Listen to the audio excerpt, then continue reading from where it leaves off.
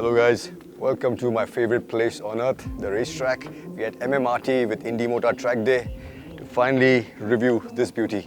This is the 2023 Ducati Streetfighter V4S. If you have seen my last Street Fighter video, the 2021 edition,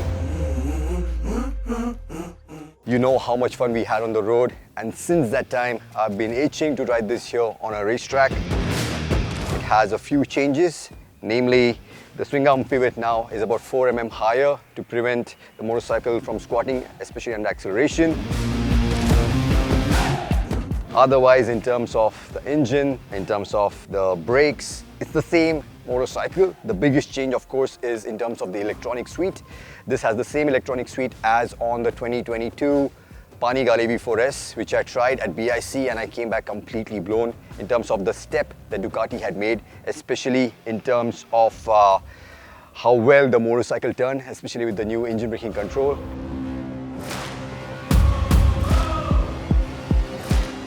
Now you have a separate map in every single gear. You have a separate engine braking control algorithm in every single gear.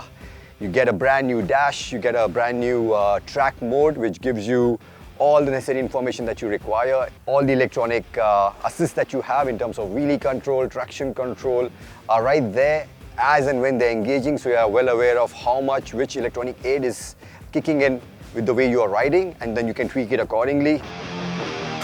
You also get 2 new riding modes, something which is known as a full power mode. So what they have done is, you have always had the high engine map on the Ducatis, but in this edition what you have now is, in the high power mode, in the first 3 gears the torque curve is still a little more restricted, and in gears 4, 5, 6 you get the full power completely accessible. But then you have a separate full power mode, which means that only in the first gear the torque curve is a little bit suppressed, is made a little bit easier to manage. But from gears 2 to 6, you have the full Monty, you have the full power, 205 horses that this monster is capable of unleashing. Other than that, you also get a wet mode, which restricts the power now to about 165 horses. Only 165 horses, and of course all the electronic aids are a little more intrusive, with the main idea of making the motorcycle a little easier to ride. The other changes other than the engine that you have here is the tank is now exactly from the 2022 Panigale V4S, which means it's 70 liters. It's shaped in a way to make it easier for you to hold on to the motorcycle, especially when you're braking and you're moving from side to side.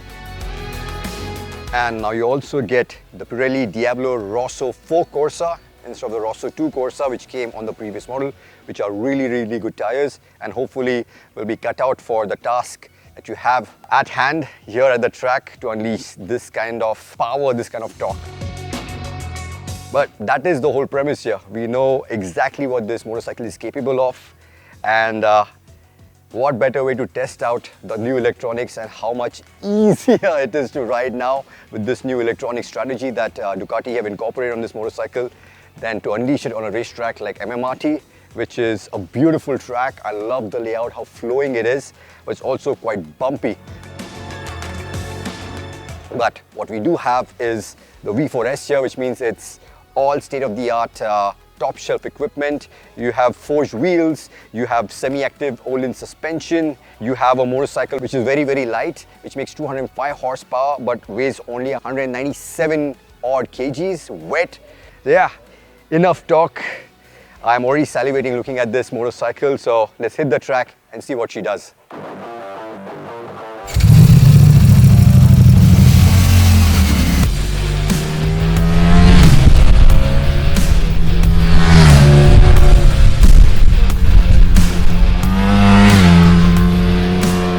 Oh, what an insane time that we have had here for the last 2 days, belting this motorcycle, or should I say, the motorcycle belting us out.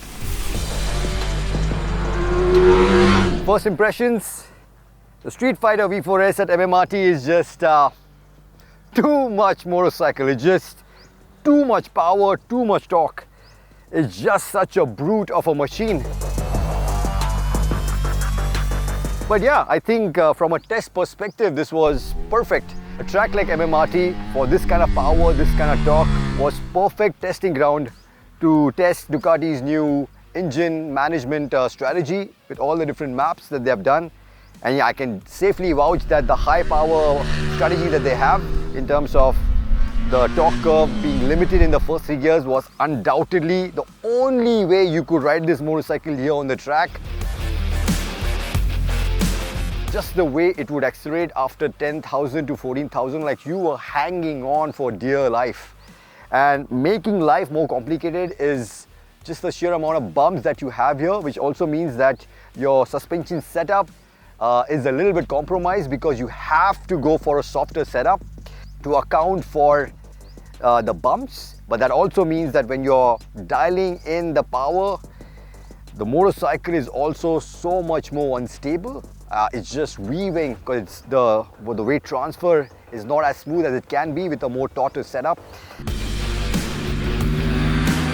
It's definitely more rideable compared to the full power option. I tried that just once and yeah, it was just unrideable because if you look at the footage, you can just see the motorcycle like I'm sitting on a horse, which is just trying to throw me off. Just so much torque. And the new engine strategies, the new maps, the new electronics definitely make it a lot more rideable.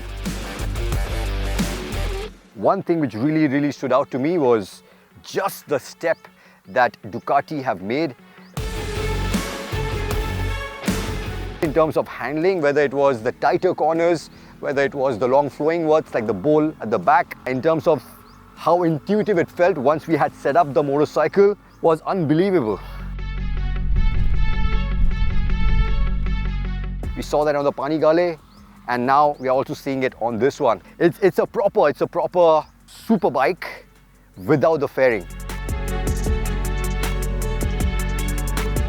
But having said that, I would definitely prefer, even on a track like MMRT, which is so tight and bumpy, I would still say I would prefer the Panigale V4S mainly because this one makes the Panigale V4S feel a little tamer, a little calmer.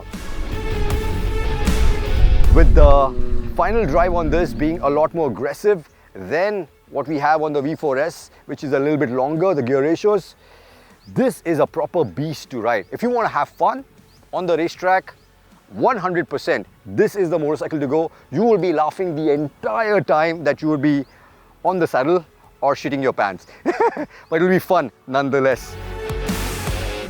And if you really want to have fun, then switch off all the electronics, switch off the wheelie control, and then you'll get the real idea about just the sheer amount of torque, the brutality, the mayhem that this motorcycle is capable of. But yeah, if you're a serious track person, if lap times matter to you, then getting those consistent lap times on this monstrosity is going to be a lot tougher than the Panigale V4S. So the Panigale V4S has been custom designed for that. It is a lot calmer, it is still powerful, it is still explosive, but it has been designed with that intent. To get consistent and fast lap times on this, you have to be at Valia's level. Because for normal mortals like us, it's just too much. It's just too much of a motorcycle. The only few gripes which I have is, yes, they have added heated grips now to this, which is welcoming. But you still don't get tire pressure monitoring system. You still don't get backlit switches, which comes on its competition. And more importantly, you still don't get a fuel gauge or the range indicator, which is crazy because this is a roadster at the end of the day. It's called a Streetfighter. And for a motorcycle which sips a lot of fuel, I would almost call it alcoholic because the V4 engine, you definitely need a fuel gauge. And normally you would be these are complaints which are very easy to dismiss. But the fact that for a motorcycle which has not really changed a whole lot compared to the last iteration, but is now almost 3.5 lakhs more expensive at 28 lakhs ex-showroom for this V4S model, it already puts it out of reach for most of us, which is a shame because it's such a beautiful, such an amazing motorcycle. But but then you can't help but expect all of these things and more at that price tag. But for the lucky few who can actually afford it, man, what a motorcycle. After having ridden the KTM 1390 Super Duke R Evo in Spain and completely blown away with the torque that motorcycle is capable of, I thought that was right up there in terms of one of the most explosive, one of the craziest bikes I've ever ridden.